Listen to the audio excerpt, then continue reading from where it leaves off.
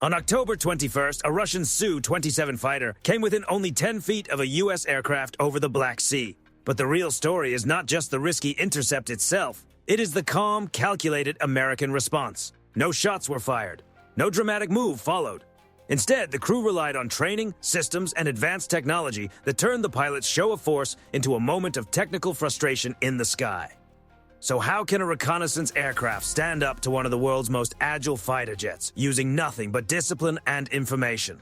The Black Sea is far more than a stretch of water. It is a vital strategic crossroads where major international shipping routes meet, routes that support trillions of dollars in global commerce.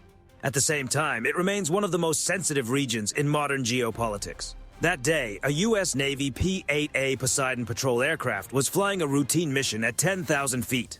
Its advanced sensors were constantly collecting detailed images and data on everything happening at sea and in the air, all while operating in international airspace. The crew was not there to provoke anyone. They were there to observe, safeguard stability, and support freedom of navigation. Then, in a matter of moments, that routine mission changed.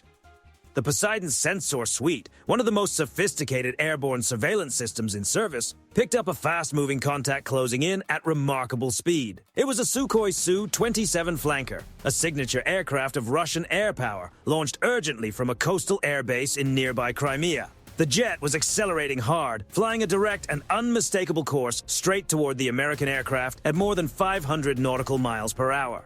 There was no warning. No communication came over the standard emergency frequency. From the start, the approach ignored basic international aviation norms.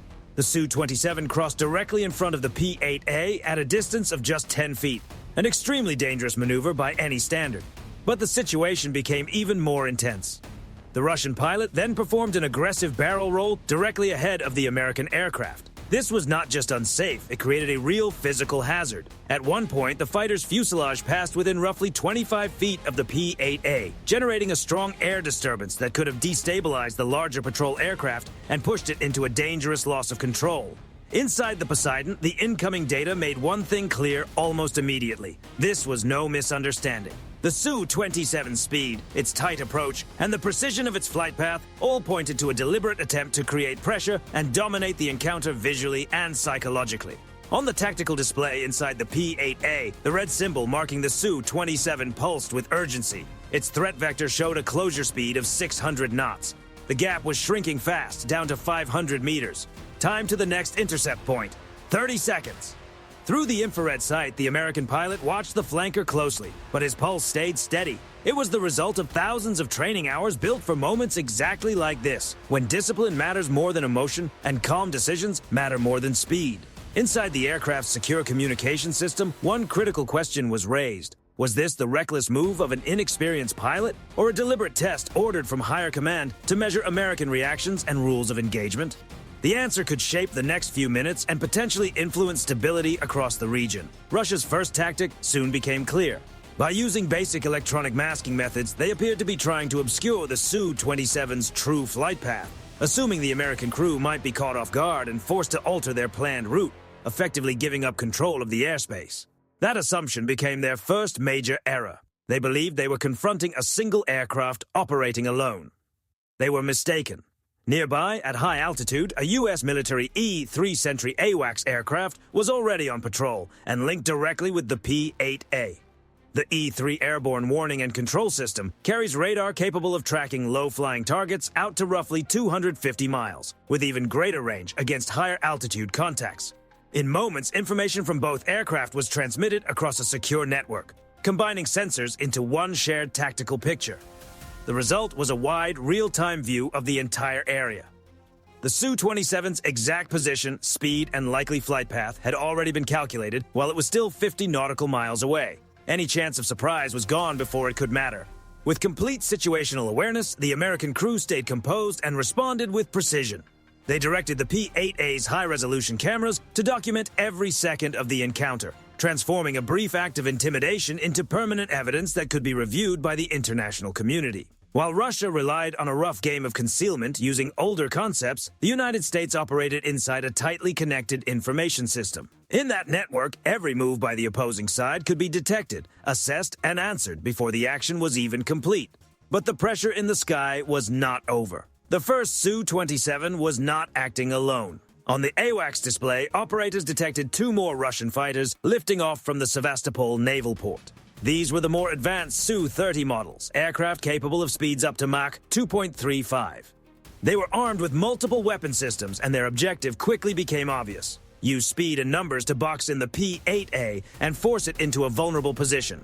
But that tactic also exposed a major weakness. The Russian aircraft were not operating as a truly integrated unit. Their systems lacked the level of real-time coordination needed to function as one seamless formation. In practice, each pilot was acting largely on his own. Instead of one connected force, they were three separate aircraft trying to create the appearance of overwhelming pressure. The American response came at once. From the USS Dwight D. Eisenhower, positioned about 200 nautical miles away, two FA-18E Super Hornets were launched. They crossed the sky at roughly Mach 1.2, bringing with them a very different level of capability. Their advanced AESA radars could scan wide areas at once, tracking multiple threats with speed and precision. The difference in technology was impossible to ignore. The Super Hornets also carried AEM-120D missiles, with an engagement range beyond 100 nautical miles, giving them a significant advantage over the shorter reach of Russia's top air-to-air weapons. But range was only part of the story. The real edge came from connectivity. The American fighters were linked into the same secure data network as the P-8A and the AWACS aircraft. That meant the Super Hornet pilots could track the Su-27 using information from other platforms, without switching on their own radar and giving away their location. At that point, this was no longer just a tense encounter between pilots in the sky. It had become something much larger, a contest in which better coordination, stronger tactics, and superior systems were turning Russia's attempt at intimidation into a tactical disadvantage. And while the confrontation in the air was unfolding, another threat was developing below the surface. The P-8A's sonar picked up a Russian Kilo-class attack submarine. Its biggest vulnerability was built into its own propulsion system. To recharge the batteries, it depends on for quiet underwater movement. It must use diesel engines. Those engines produce noise, vibration, and acoustic signatures that modern sonar can detect from long distances. The problem becomes even more serious when the submarine needs air to run those engines. In shallower water, it must rise and use its snorkel, a step that makes it far easier to locate. In that moment, the vessel that hoped to remain hidden becomes much easier to track. The response to the undersea contact was fast and highly coordinated. An MH-60R Seahawk helicopter, launched from a nearby Arleigh-Burke-class destroyer, arrived over the area and dropped to low altitude. From there, the crew began deploying a pattern of sonobuoys, compact floating acoustic sensors designed for anti-submarine operations. Each device was only about 5 inches in diameter and 3 feet long, but together they formed a dense listening barrier around the submarine's position. The Russian commander, who had likely believed he was watching from concealment, was now the one being watched. His location had been detected, monitored, and fixed. With the Seahawk holding contact, the undersea threat was no longer hidden. It was exposed and fully under control. Not a single shot was fired, yet the message was unmistakable.